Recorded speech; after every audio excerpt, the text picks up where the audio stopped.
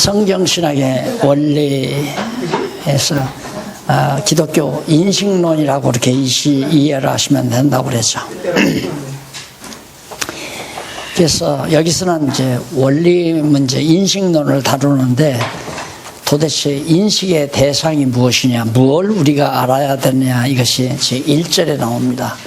인간은 알 권리 그러죠.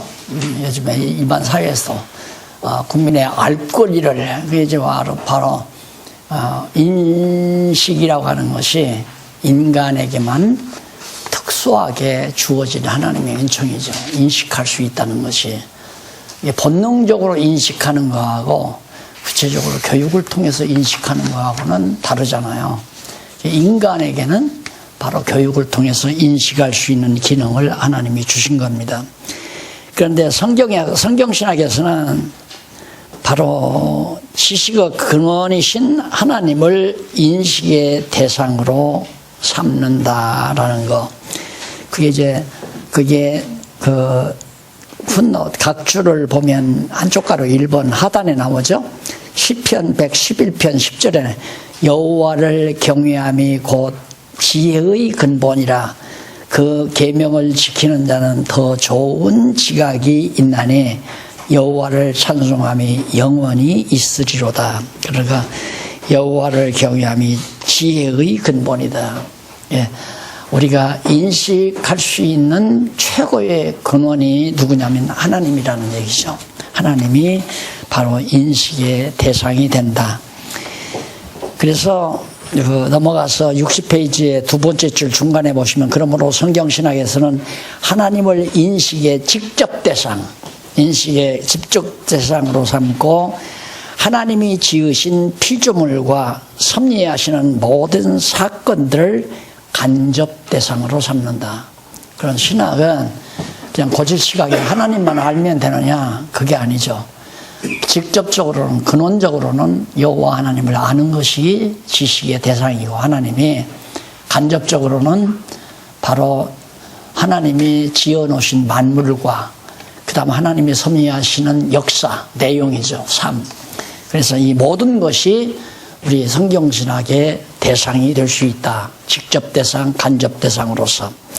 그럼 얼마나 포괄적인 내용입니까? 그래서 이 직접 대상으로서의 하나님은 그 두 번째 문단 보시죠. 밑에 내려가서 성경신학에 있어서 모든 것을 미리 작정하신 대로 창조하시고 주관하시며 섭리하시는 하나님을 인식의 대상으로 삼는 것은 모든 만물과 사건이 하나님에게서 나오고 하나님께로 돌아간다. 하나님으로 말미암고 하나님께로 돌아감으로 이 모든 것들에 대한 지식의 원천이 하나님께 있기 때문이다. 정말 놀라운 거죠.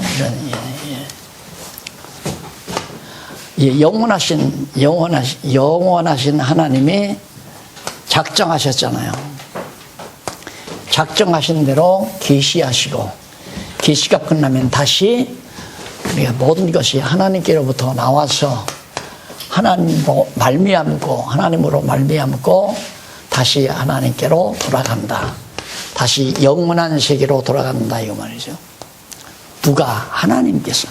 영원자존하시는 하나님께로부터 모든 것이 나왔다. 이 계시세계가. 그럼 모든 만물도 나올 뿐만 아니라 이 땅 위에서 이루어지는 모든 역사 섭리도 이것도 하나님께로부터 나오는 거다, 이 말이죠. 지금의 역사나 지금의 우리들의 상황이나 오늘 이 자리도 하나님께서 이렇게 마련해 주신 것이다. 그 얘기 아닙니까?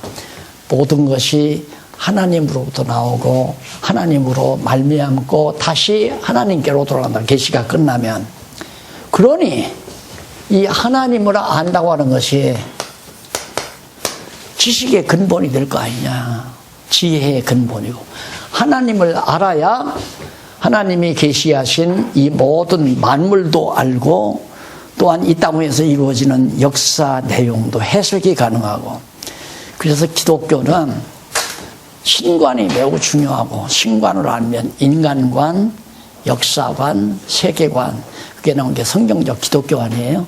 그게 바로 이런 내용을 총체적으로 담고 있습니다. 그러니까 근본적으로 하나님을 알아야 만물의 모든 이치도 깨닫게 되고, 하나님을 모르면 못 깨닫는 거죠. 못 깨닫고 설명을 해요.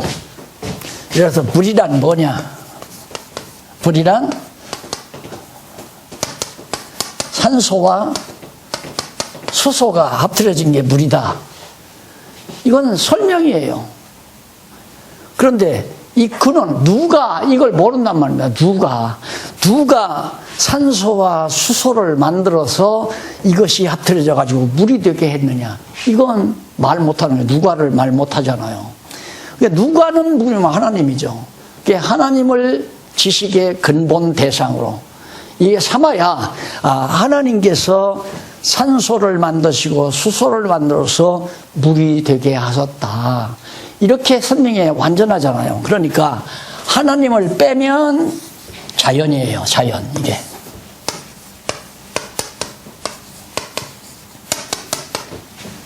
자연이다. 자연. 물. 이건 자연이다. 그리고 그냥 산소와 수소가 더해서 물이 됐다고 하는 건 자연스러운 거다. 그냥 자연이다. 그래서 자연론자들은 하나님이 없다고 하는 거죠. 하나님을 근본 지식을 모르니까 다 자연으로 해석할 수밖에 없잖아요. 그래서 뭐 우주가 어떻게 형성이 됐느냐, 빅뱅 원리, 최초에 큰 폭발이 일어나가지고, 그러면 큰 폭발이 어떻게 해서 일어나느냐, 그건 모르는 거죠. 예를 들어 그게 맞다 하더라도 누가 폭발할 것을 존재하게 했고, 그것이 왜 폭발되었으며 폭발돼서 이 우주가 형성이 됐는가, 그 설명을 못한다 이 말이에요. 그러니까 그냥 자연 설명만 하는 거예요. 자연이 뭔가 하나 최초에 큰 폭발이 있어가지고 파편들이 흩어져가지고 우주 전체들이 이루어졌다. 이게 이제 호킹 박사가 내세웠던 이론 아닙니까? 그럼 그걸 자연이 그렇게 됐다. 자연이. 그게 자연 철학이에요. 자연과학, 자연철학, 자연과학. 그게 우리는 자연 철학이 아니고 자연과학이 아니에요. 유신철학, 유신과학이지. 하나님이 전제된 과학이고 하나님이 전제된 철학이지. 철학이란 인문학, 역사학, 식물학, 동물학, 광물학, 이게 다 학문 아니에요. 세속 학문. 그러니까 우리는 유신 학문이지, 하나님을 전제로 한 학문이지, 하나님을 빼놓고 자연 학문이 아니에요. 그러니까 자연 학문이라고 하는 것은 거두절미한 거죠. 서론도 없고 결론도 없는 거. 그냥 거두절미하고 가운데 도망만, 설명만 있는 거예요. 그러니까 설명은 맞아요. 산소와 수소를 분해하면 산소와 수소로 분해하면 물은 없어져 버리죠. 원소가 산소와 수소가 합해져서 물이 됐다. 어떻게? 자연이. 그게 자연학문이고 자연철학이고 자연과학이고. 그래서 자연이라는 말은 무신론자들이 하나님을 전제하지 않는 데서 싸우는 거기 때문에. 그런데 이게 이제 과학이에요. 자연과학. 그런데 철학은 그러질 않아요. 관념 철학은 아니다. 이렇게 산소와 수소가 더해서 물이 되게 하신 그 무엇이 있을 것이다. 그 무엇이 뭐냐? 그걸 지난번에도 말씀드렸어요. 가정. 거짓으로 정해놓자. 제1원인.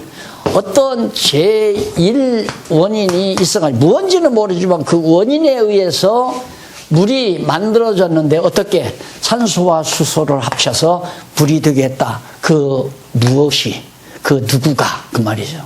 그걸 제1원인, 제1근본 이런 식으로 최고자, 근원자 이런 식으로 설명을 철학에서는 그건 거짓으로 정해놓는 가정을.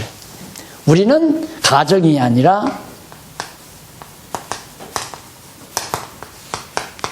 확정이죠. 뭘? 근원을. 하나님을 확실히 정해놔요. 확실히 알고 하나님은 살아계시다는 확정을 해놓고 설명을 하는 거예요. 그러니까 우리는 설명 안 될 게 없죠. 하나님께서 영존하시는 하나님께서 물을 산소와 수소를 더해서 물이 되게 하신 분이다.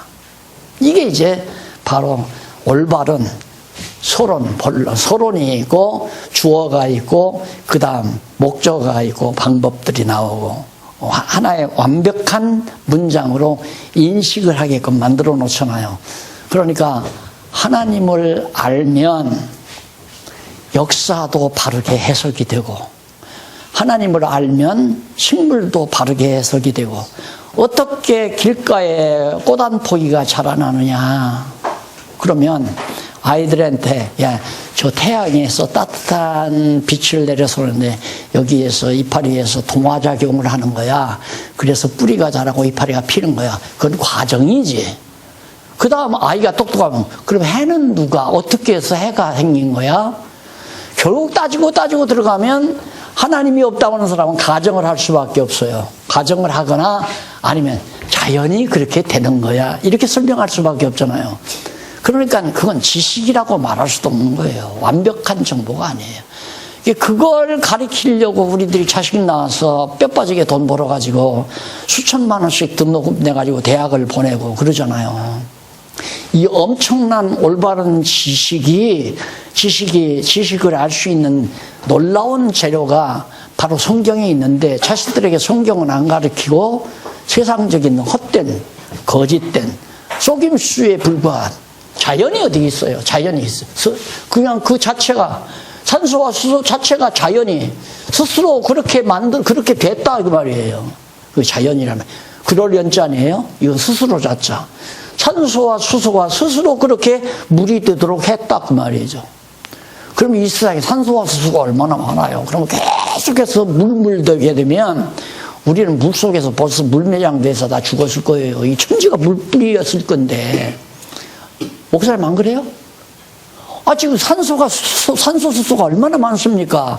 이게 다 엎드려서 물로 돼버리면 남산도 다 묻혔을 거고, 백두산도 묻혀버릴 거고, 히말라야 산맥도 다 묻혀버릴 거고, 다 물매장 돼버리는 거죠. 근데 왜 물이 안 돼? 스스로 그렇게 되면서 이것들이 의식이 있나요? 야, 이렇게 자꾸 물 만들면 박용이 죽으면 안 된다. 그래서 안 되는 건가요? 말도 안 되는 얘기죠. 그러니까 난 호킹이 머리가 좋다고 뭐 다들 그러지만 제일 머리 나쁜 사람이 호킹이에요. 진짜 속도야, 속도. 뭐가 폭발했는지 설명을 해야 할 거 아니에요. 폭발했다면서 빅뱅 원리라고 나오잖아요. 빅뱅 원리. 뭐가 폭발했느냐? 그냥 자연이 폭발했다. 그게 머리예요? 그게 미쳐 죽었어야 돼. 그게 진짜 머리가 좋은 사람이 미쳐서 죽었어야 돼요. 안 그래요? 니체가 미쳤다고 그러잖아요, 막판에. 니체 머리가 꽤 샤프하니까 하나님은 없다라고 생각하는 거 얘기하니까 이게 해답이 안 떨어져요. 꽤 영리하다고는 생각해요, 니체가. 꽤 영리해요. 하나님 없다고 선언해놓고는 설명이 안 되는 거예요. 자연이 다 그렇게 됐다고 하려니까 설명이 안 되잖아요. 그러니까 머리가 막 도는 거지. 그렇게 미쳐버리는 거죠. 원래 머리 좋으면 미치는 거예요. 머리 좋으면. 머리 좋은 사람이 하나님 모르면 미쳐요. 하나님을 알아야 안 미치죠. 하나님을 알면 다 해석되는데 왜 미쳐요, 미치기를. 하나님께서 물을 딱 그 숫자만 산소와 수소가 더해서 물이 되게 했는데 요만큼만 지금 현재 수준만 여기서 조금만 높아져도 해변가 많은 사람들이 물에 매장이 되고 또 여기 사는 우리들도 다 물속에 매장되니까 거기에 이상은 더 되지 말라 하나님이 관리하시니까 그 시편에 다 나오잖아요. 하나님께서 모래를 통하여 바다와 육지의 한계를 정하셨다. 물이 더 되려고 해도 안 돼요. 홍수 때는 하나님께서 막 물을 쏟아부었잖아요. 온 세상이 다 물속에 잠기도록. 이게 물속에서 수산하게 만들었고. 그래야 설명이 되죠. 이게 설명이 안 되는 거란 말입니다. 하나님 존재가 너무 분명하고 확실하고 뭘 통해서? 성경을 통해서 보니까 야, 하나님 여호와 확실히 존재하는구나. 그게 확정 아니에요, 확정. 가정이 아니라. 그래, 얼마나 놀라운 겁니까. 이 사실을 알고 제가 강론집을 쓴 거예요. 이게 이제 결론부터 써놓고 강론집 창세기 1권, 2권 쓴 거 아니에요. 이게 결론이에요. 개론 쓰고 보니까 개론 그 쫓겨내 만들면서 성경을 보니까 딱 풀리니까 바로 결론 이게 다 성경신학 개론해가지고 결론 딱 써놓고 서론 결론 나왔으니까 본론 쓰는 건 쉽잖아요. 그래서 20여 년 동안 이제 본론을 쓴 거고 이까지 다 한 30년 개론 이거 하면 30년이 넘었죠. 그런 기간에 그래서 여러분 이걸 정리해 놓고 어떻게 이걸 말하지 않고 살겠어요? 이걸 말하지 않고. 그래서 이거 교회 나오시는 성도님들에게 가르쳤더니만 목사님들은 지금 이렇게 하다 보니까 문제의식을 가지고 있고 신학을 했기 때문에 관심이 듣지만 성도들이 저는 그냥 예수 잘 믿고 천국 가려고 처음에 왔다가 어떻게 목사 만나봐서 들으니까 뭐 안식일도 아니고 율법도 아니고 뭐 11조도 뭐 아니다 하니까 그게 좋아가지고 머물러가지고 딱 들어보니까 세상 편커. 그리고 말하는 것도 뭐 보니까 돈 내고 싶으면 내고 내기 싫으면 말고 주일날도 오고 싶으면 오기 싫으면 말라고 그러니까 얼마나 좋아요. 그래서 슬슬 나와가지고 공부는 안 하고 쓸데없이 좋다만 하다가 갑자기 나는 다 알고 그러는 줄 알고 했더니만 아무것도 모르는 거예요. 그게 참 황당하기도 하고 또 뭐 안다고 뭐 달려와서 옆에 와서 뭐 선배님 찾고 의사님 찾고 뭐 제가 수제자입니다 자꾸 난리를 치는 사람도 뭔가 아는 줄 알았더니 나중에 알고 보니까 다 허당이더라고요. 그냥 어디가 목회 좀 하려고 그냥 나한테 와서 자기를 말다가 아첨했던 곳에 불과한 것으로 그렇게 느껴지니까. 그런데 목사님들하고 이렇게 이제 이런 강의를 하면 목사님들이 이제 관심이 많잖아요. 신학을 했기 때문에 야 일반 신학에서 해결 못하는 게 하나하나 다 터져나고 정말 오늘 현대 학문 세계가 얼마나 무지한 건가를 내가 지난번에 아인슈타인도 얘기했잖아요. 그 인간이 살아생전에는 불가지론 하나님이 있는지 없는지 모른다는 정직한 얘기 아니에요? 제가 성경 모르는데 어떻게 하나님이 있다 없다 말할 수 있어요? 그런데 병신처럼 그것도 속도라서 그 인간도 속도라서 미우니까 자꾸 그것도 자꾸 이렇게 나오잖아요. 내가 미운 생각이 들이 모르면 모른다라고 하고 죽어야죠. 안 그래요? 하나님이 있는지 없는지 모른다 이러고 죽었으면 내가 존경을 하죠. 왜? 솔직하니까. 그런데 알지도 모르면서 없다 딱 단정하고 죽었다니까 나쁜 사람들 아니에요. 속두고 돌머리 같은 사람이란 말입니다. 어떻게 자연이 있을 수 있냐 이 말이에요. 자연은 있을 수가 없어요. 어떻게 수소가 산소가 무슨 의식적인 존재인가요? 그것들이 스스로 알아서 그렇게 했다? 물이 되도록? 말도 안 되는 얘기죠. 이건 초보적인 얘기 아닙니까? 물리학에. 그래서 직접 대상으로 하나님이 매우 중요하고 하나님을 알면 설명 안 되는 것이 하나도 없죠. 그래서 잠언서에도 바로 이렇게 여호와를 아는 지혜는 여호와를 아는 것이 지혜의 근본이다. 지식의 근본이고 가장 중요한 원뿔이에요. 하나님을 아는 게. 그래야 하나님을 가리키는 것이 빨리 교육으로 만들어져야 하는데 이게 나는 정말 마을마다 몇 개씩 있는 교회당에서 이거 가리키면 얼마나 좋겠어요. 장로님들, 권사님들, 집사님들이 낳은 자녀들 데려다 앉혀놓고 교회학교에서 가르치고 또 어른들 반에서 또 가르치고 계속해서 하나님 살아계신 것과 그가 어떤 속성을 가졌는지를 정확하게 성경을 통해서 가르쳐 놓으면 물리가 터져버리잖아요. 아하.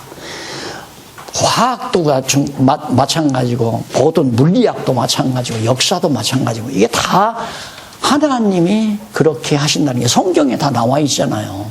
천지만물 하나님이 창조했고 우주 모든 만사 다 하나님이 주관하고 계시고 그 만사 만물에 대한 지지치가 다 성경을 깨달음으로 하나님이 계시다는 게 확정되니까 확 터져버리면 완전히 지식인이 되는 거죠. 하나님을 모르는 자를 지식인이라고 말하면 안 돼요. 무식인이라고 해야지. 하나님을 모르면 무식인이에요. 하나님을 알아야 지식인이고. 그래서 그 밑에 여기에 보면 거기 61페이지 위에서 조금만 보십시다. 즉 두 번째 줄 앞부분 나오죠. 즉 하나님 스스로에 대한 지식은 스스로의 존재와 더불어 있는 것이고, 모든 사물에 대한 지식은 창세 전 모든 사물이 존재하기 전에 모든 것을 작정하심과 더불어 가지신 것이라는 뜻이다. 그러므로 하나님의 지식을 절대적이고, 하나님의 지식은 절대적이고 완전하며 전포괄적이고 통일적이다. 하나님에 대한 지식은, 이 모든 우주 만물에 대한 지식을 전포괄하고 있는 것이다, 이 말이에요. 그래서 두 번째로 간접 대상으로서의 사물, 일이죠. 일어나는 일과 물건, 사물. 그러니까 이것은 이제 일어나는 일들은 그것을 하나의 역사라고 그러잖아요. 역사. 그리고 물건은 물질이고, 광물, 식물, 동물, 뭐 인간, 이게 다 물질이죠. 모두가 다. 그게 일어나는 일에 대한 거나 물질에 대한 지식의 근원이기 때문에 하나님을 알면 이 모든 것을 다 알게 되니까 바로 그건 간접 대상으로서의 지식의 대상이다. 우리가 뭘 알아야 되는가? 사물도 알아야 되지만은 하나님을 알아야 된다. 근원적으로는 하나님을 알게 되면 결국 간접적으로는 사물에 대한 것도 알 수 있다. 그런 얘기예요. 자, 그 다음에 넘어가서 신지식과 사물지식과의 관계입니다. 신지식과 사물지식은 어떤 관계가 있는가? 뭐, 당연하게, 구태여, 설명을 별도로 할 내용은 없고요. 63페이지 해설, 각주 말고, 각주 우회 쪽으로 6번째 줄 뒷부분에 보면, 아니, 5번째 뒷부분 찾으셨죠? 본 성경신학은 성경 내용 자체를 알려는 신학이 아니라, 성경신학은 성경 자체를 알려는 것이 아니라 성경 내용을 통하여 보여주신 계시하신이죠. 하나님을 알려는 신학이다. 그러니까 성경신학은 성경 자체를 알려는 것이 아니라 성경을 통해서 하나님을 알려는 신학이다. 그래서 넘어가서 64페이지 제일 위에 문법적, 역사적 지식은 신학적 지식을 목적으로 한다. 문법적, 역사적. 우리가 계속 제가 강조해 왔죠?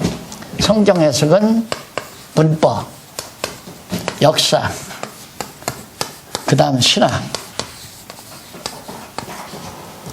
성경 내용을 문법적으로 이해하고, 그 다음 역사적으로 이해하는 것은 그냥 성경 자체를 알려는 거예요.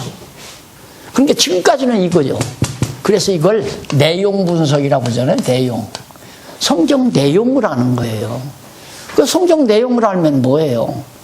뭐 창세기에는 아브라함의 역사도 있고, 노아의 역사도 있고, 뭐 야곱의 역사도 있고, 출애굽기에는 이스라엘 백성들이 애굽에서 나온 해방받은 역사도 있고, 문법적으로, 역사적으로 그걸 아는 거예요. 그래서 성경을 안다, 그거죠. 근데 그게 아니라 신학적 해석을 해야 돼요. 그런 문법적인 논리에 의해서 역사적으로 이런 일을 하나님이 하신 이유는, 그런 내용은 의미죠. 어떤 하나님을 계시하려고 그렇게 홍수 심판을 하고 아브라함에게 언약하시고 언약대로 이루시고 이스라엘 백성들을 모세를 통해 애굽에서 꺼내셨나? 그런 역사적인 사건들이 어떤 하나님을 계시하기 위한 건가? 그게 바로 성경신학 아니에요. 성경신학은 신학적 해석을 가미한 거예요. 지금까지는 이 해석을 못했다 이 말입니다. 현재, 과거까지 신학적 해석이 없어요. 그냥 전부가 다 문법적이고 역사적 해석. 문법적 해석하려면 헬라어, 히브리어 잘해야죠. 역사적 해석하려면 성경을 많이 다독을 해야 돼요. 많이 다독을 해야. 애굽 출애굽 사건이 어디 있냐? 출애굽기 처음에는 누가? 모세가 했지. 어디서 바로 왕의 그늘 밑에서 구출해냈다. 몇 가지 제약으로 10가지 제약. 이런 거 하는 거 역사적 해석 아니에요? 그거 알면 성경 잘한다고 생각하는 거예요. 더 이상 연구할 것도 없고. 그래서 아까 우리 총무 목사님 말씀했지만 QT라고 하는 거 나와 있잖아요. 그러면 이스라엘 백성들이 애굽에서 이렇게 해방받아 나왔다. 그럼 그런 성경을 읽고 각자가 나는 포악한 남편 밑에서 빨리 벗어나야 되겠구나. 그런 느낌을 받을 때 그게 이제 큐티 운동 아니에요. 애굽에서 이스라엘 백성들 해방받아 나왔다. 노예 생활에 벗어났다 했을 때 나는 믿지 않는 사장 밑에서 그동안 3년 동안 정말 직장 생활했는데 여기서 벗어나야 되겠구나. 이런 생각하는 게 큐티란 말입니다. 그 말이나 되는 얘기예요. 그게 또 온 세상을 한국 교계를 다 쓸어버린 거예요. 왜? 해석하는 방법이 없으니까. 다시 말해서 신학적 해석이 전제되지 아니하니까 자꾸만 이리 가보고 저리 가보고 이리 가보고. 그러니까 성경은 하나의 의미가 있는 것이 아니라 다양한 의미가 있다. 바로왕 밑에서 벗어나게 한 이유는 포악한 남편 밑에서 벗어나라, 이혼해라 하는 뜻이 담겨져 있는 거고, 또 믿지 아니하는 회사 사장으로부터 늘 학대당하는 데서 거기 머물러 있지 말고 예수 믿는 장로님의 사업으로 옮기라는 하나님의 뜻이로구나, 이렇게 생각을 해요. 참 황당한 일이요, 황당한 일. 목사님들 중에 강의를 이렇게 들어보면 방 목사가 열받게 생겼다 싶죠. 열을 안 받을 수가 없어요. 대진을 보면. 제발 좀 모르면 가만히 있으면 좋겠는데, 모르면서도 아는 척 하니까 이게 사람들이 많이 헷갈리지 않아요. 이걸 표현하면 저만 잘났다고 하는 얘기를 또 들을 것 같으니까 또 좀 움츠려보고 조심도 해보고, 조심하다 보면 이것도 아니고 저것도 아니고.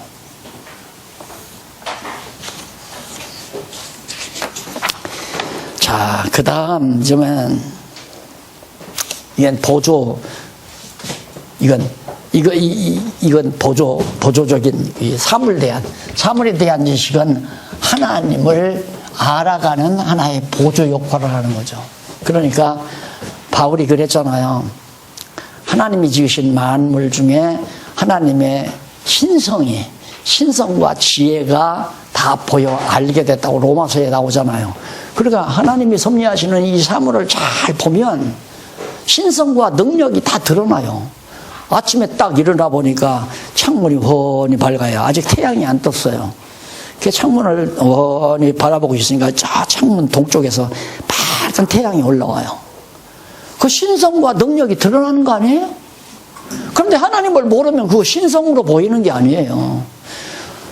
동쪽에서 떠오르는 태양빛이 하나님의 능력과 신성의 영광을 큰 소리로 찬양하잖아요. 찬양.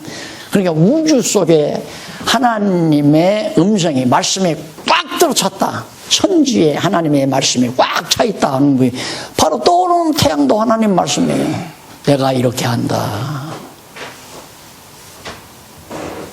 불안폭이라는 거고, 아까 오늘 장로님은 오래 살려고 자주 빛나는 꽃을 따다가 차를 마시더라고요. 근데 그걸 마시면서도 참 신묘하다. 어떻게 새까만 땅 속에서 저렇게 고운 자줏빛깔이 생겨날까? 이렇게 하나님의 능력과 영광을 생각할 겨를도 없이 이거 먹으면 건강하게 오래 살겠죠. 진짜예요. 어떻게 하나님을 찬양 안 하고 살아요? 꽉 차 있는데, 이 사물 속에. 그러니까 보조학문이나 하나님의 영광과 능력을 알아가는데 보조학문. 성경을 통해서 깨달은 하나님의 능력과 영광을 실제 사물을 통해서 우리가 눈으로 보고 하니까. 그러니까 과학을 한다, 식물학을 한다, 인문학을 한다, 이 모두가 다 하나님 영광 찬양하기 위한 학문들이지, 그것들이 잘한다고 잘 알아서 책 써가지고 대학 강단에서 교수에서 밥 벌어먹고 살라는 학문이 아니란 말입니다. 물론 성경도 마찬가지지만 하나님 찬양하고 살라는 학문이 진리죠. 자, 그 다음 인식 도구로서의 성경 계시죠. 당연하잖아요. 하나님을 뭘로 알 수 있느냐. 가장 근본 지식인데 하나님을 알아야 되는데 우리의 지식의 대상이 하나님인데 뭘로? 성경으로밖에 안 돼요. 이걸로는 안 돼요. 왜? 타락해서 눈이 어두워져 가지고 그러니까 아담이 처음 선악을 알게 하는 과일을 따먹고 나니까 눈이 밝아졌다고 그랬잖아요. 에덴 동산에서는 밝아진 거예요. 그 밝아졌다는 게 뭐냐면 저주에서 어두워진 거예요. 어두워진 거. 눈이 밝아져서 결국 눈이 밝아진 게 아니라 선악을 알게 하는 과일을 따먹고 눈이 밝아지니까 수치가 드러나잖아요. 그게 저주의 몸, 그러니까 죄악이 드러나는 거죠. 그게 죄를 보는 눈은 밝아졌는데 하나님의 능력과 영광을 보는 눈이 어두워져 버린 거죠. 반대로 보면 돼요. 그래서 그 에덴 동산에서 밝아진 눈으로 저주의 세상에 오니까 완전히 봐도 몰라요. 떠오르는 태양을 봐도 몰라. 땅이 진동을 해도 몰라.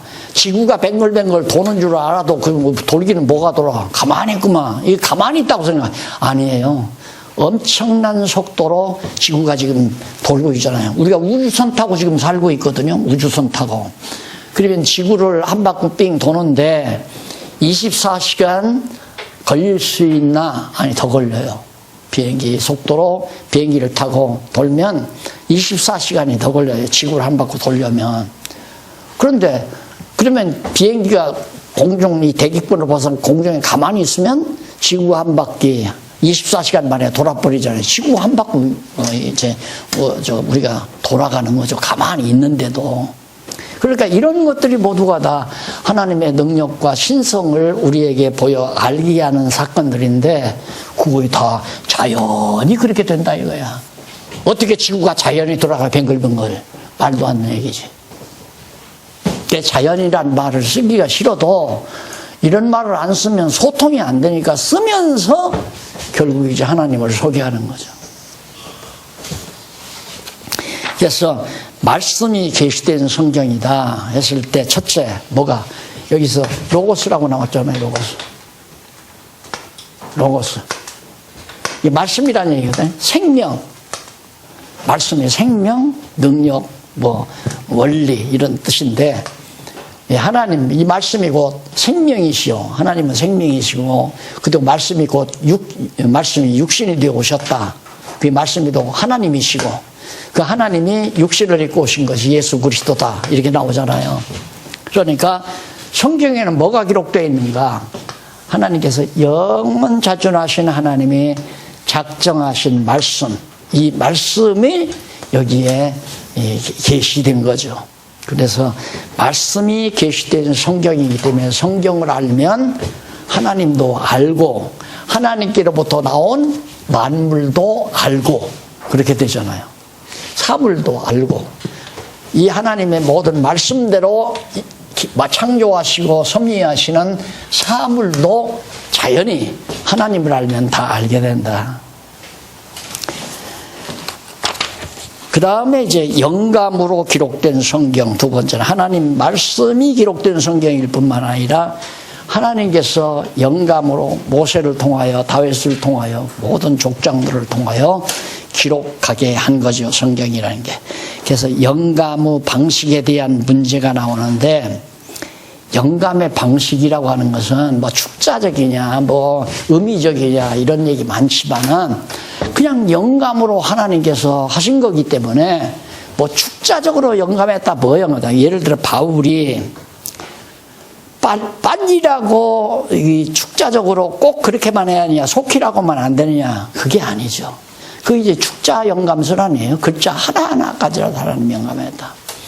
하나님이 그 시대에 살고 있는 그 시대의 문화나 용어 이런 것들을 다 기자로 하여금 섭렵해서 그 자체로 계시하도록 하나님이 섭리하신 거기 때문에 저로서는 축자적이다, 범위만 영감했다 이런 부분 나오잖아요. 영감의 방식에 대한 문제, 방식이 이것도 부분적인 얘기고 영감의 범위에 대한 것도 부분적인 연결고 완전하게 충족된 영감설인데 완전하게 종합적이라고 보면 돼요. 종합적. 그 시대 문화나 그 사람의 모든 사용하는 언어나 그 사람의 교육 수준이나 그 사람의 모든 여건을 종합적으로 하나님이 사용해서 하나님의 뜻을 그로 하여금 기록하게 한 것이다. 뭐 글자 하나하나 너 가자를 써라, 그 다음 거자를 써라, 라자를 써라, 그렇게 가거라, 그렇게 써라. 그렇게 자꾸 소극적으로만 얘기하면 안 되고 하나님께서 종합적으로 그 기자를 감동해서 하나님의 뜻을 표현하도록 역사한 것이다. 그래서 완전하게 충족된 성경이다. 성경은 사실 뭐 모자라거나 부족하거나 그런 게 아니라 완전히 충분히 하나님의 뜻을 다 알면, 더더군다나 우리가 이제 4년 동안 공부하고 보니까 진짜 빠진 것 없이 요한복음에 그게 나와요. 예수께서 행하신 표적이나 행하신 사역을 보면 그걸 다 기록한다면 세상이라도 쌓을 곳이 부족하다, 그런 얘기가 나오죠. 그러니까 너무너무 많은 거죠. 그러나 많은 내용 가운데 간추려서 여호와 하나님을 아는데 부족함이 없이 완벽하게 완전하게 충족되도록 기록해 놓은 것이 성경이다, 그런 얘기. 그 다음 논리가 일관되어 있다. 이걸 못 찾은 거 아니에요. 지금까지 이런 얘기는 다 했어요. 자, 영감으로 기록된 성경, 그 다음 성경이 말씀이 계시됐다, 이 얘기는 별로 안 하지만은 영감으로 기록됐다는 말은 다 하잖아요. 그 다음 완전하게 충족됐다, 이 말도 해요. 그런데 논리가 일관된 성경, 이 말을 못했던 거예요. 근데 우리는 할 수 있잖아요. 창세기부터 요한계시록까지 아주 논리가 깔끔하게 일관되게 논리적으로 정리가 되어 있잖아요. 그래서 성경은 이 말은 뭐냐면 진리다, 이 말이에요. 논리가 일관되어 있다는 말은 진리의 첫 번째 조건이거든요. 진리가 되려면 이 말했다 저 말했다 하면 진리가 안 된단 말입니다. 앞뒤가 틀리면 진리가 안 되고, 그러니까 앞뒤가 다 맞아야 되고 논리가 일관되게 연결이 돼야 진리의 첫 번째 조건이 이루어지는데, 성경이야말로 정말 일관된 논리를 지니고 있다. 자, 이래서 이런 성경으로 우리가 하나님을 알 수가 있다, 그 말이거든. 이런 성경으로만. 이걸로는 안 된다. 하나님이 지어놓으신 우주와 만물, 섭리하시는 일, 역사, 인문학, 이런 걸로는 하나님을 절대로 못 찾는다. 왜? 타락했기 때문에. 그러나 중생한 사람은 바로 이 사물을 보고도 알 수가 있어요. 언제? 하나님에 대한 확증을 성경 신학을 통해서 하나님을 알게 되면 사물을 통해서도 하나님의 능력과 영광을 보게 되죠. 그래서 이제 찬양을 하게 됩니다. 그러니까 지금처럼 아주 가을 단풍이 아주 아름답잖아요. 그러면 하나님을 모르는 이 자연주의자들, 무신론자들은 단풍의 아름다움을 노래해요. 그러나 어린애들은 저걸 단풍을 보고 시를 쓰라면 그래요. 아름다운 단풍, 누가 저 산에 아름다운 색깔을 뿌려 놓았을까? 누가 저 단풍에게 아름다운 물을 들여 놓았을까? 이렇게 애기들이 그런 시를 쓰죠. 물론 성인도 그런 시를 쓰지만 누가 했을 거다.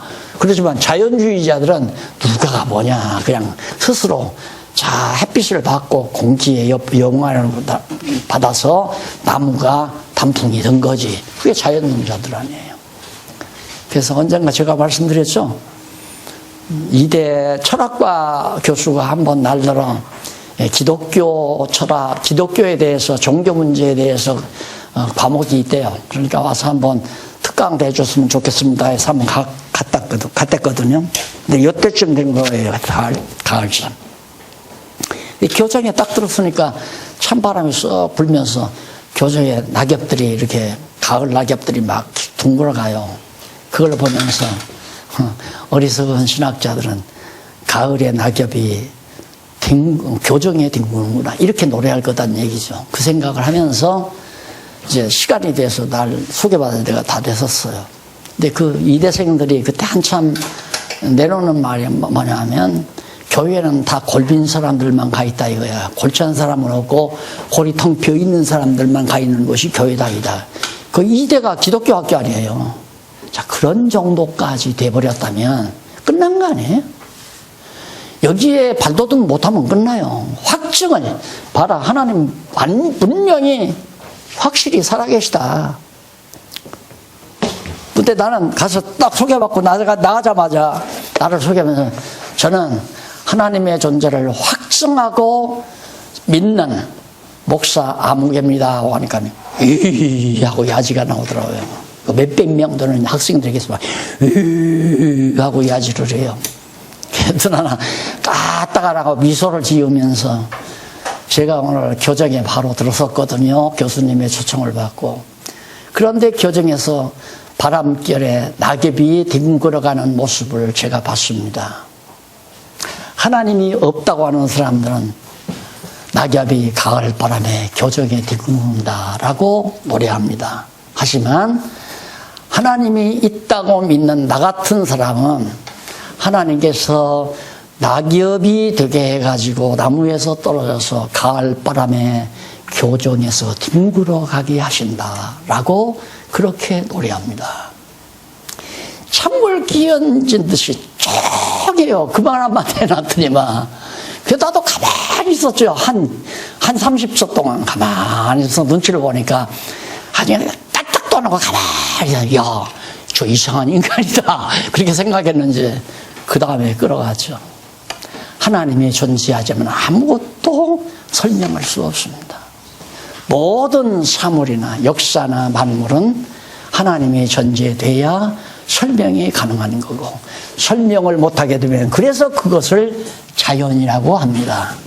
이 세상에는 무신론자와 유신론자가 있는데 무신론자는 사실은 아는 것 같지만 아무것도 모르는 자입니다.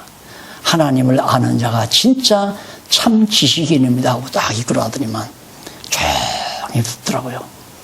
그래서 한 40분 동안 강의를 하고 내려왔더니 거기 교목이 쫓아와가지고 나를 악수를 딱 하면서 목사님 정말 우리 학교에 와서 시대에 적절한 말씀을 잘 해주셔서 감사합니다. 수고하셨습니다 하고 인사를 하더라고요. 맞는 얘기 아니에요. 예? 그러니 우리가 하나님의 존재를 확인하고 산다는 거 얼마나 뿌듯합니까? 진짜. 예, 어디 꾸릴 것도 없고 아쉬울 것도 없고 못난 척할 필요도 없고 자만할 필요도 없고 그냥 마냥 마음에 만족과 기쁨, 평안을 가지고 만사를 모아도 하나님 사랑. 그래서 애들이 이렇게 더러 찾아와도 참 저 단풍 곱지? 누가 저렇게 다 물들여 놨을까? 그렇게 물으면 하나님이 드렸지 그러잖아요. 벌써 질문 자체가 누가라고 집어넣으니까 하나님이라고 얘기하지. 할아버지가 하나님 얘기하라고 하는구나. 그런 말 한마디 한마디가 어린 시절에 강하게 작용이 된다는 얘기죠. 제3절 우리가 인식 주체로서의 중생한 이성 이 부분에 대해서 우리 점심 식사 맛있게 하시고 얼마나 행복합니까? 얼마나 보람이 있고 얼마나 떳떳하고 맛있게 점심 드시고 오후 시간에 제3절